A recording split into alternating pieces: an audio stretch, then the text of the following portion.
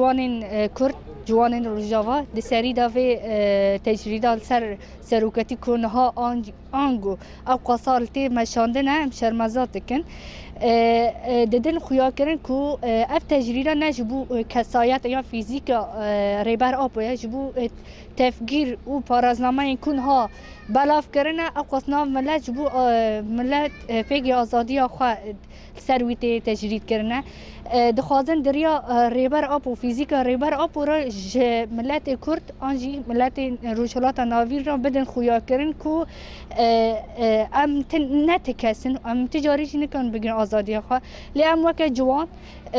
حیا کو جمعتی اما القادان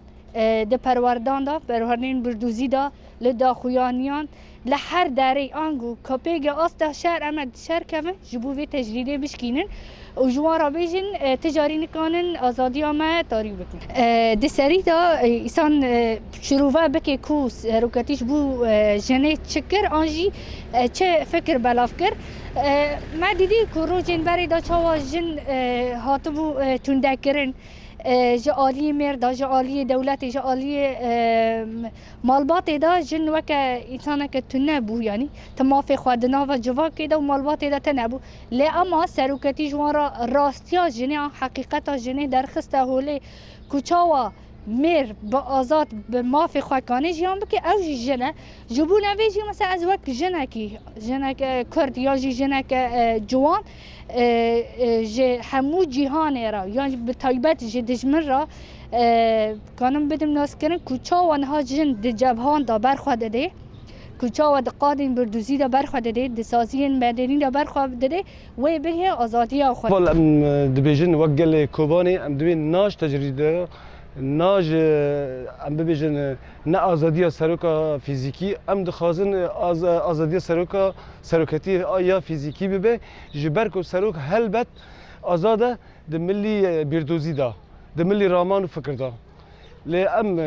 از خوا جوان دبینم جوان کوبانی تمام جوان شورشگر دبینم خواسته که ما که همی جوان را من سر پیان و دلو تفگره کبن 24 ساعتان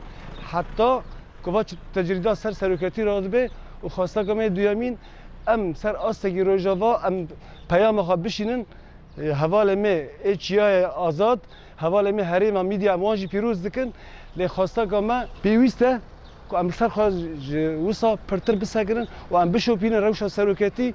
و ام تندرستی باش زانبن و ام آگاهی زانم پش راجی ام درباس روشا که باش بنن گراند سروکتی چی بیه ام وقت جوان چه ارکوار سر ملی ما چه او به هم کارم ل 24 ساعت به چه او به جو سرکاتی هم داکف نکولانه چه پرورده به چه سمینار به هم کارم بده بانگازی که مش بو جوانه های گرک هر جوانی که رجاوا به باکور به باشور به داکف کولانه جبو هم سرکاتی فیزیکی آزاد بکن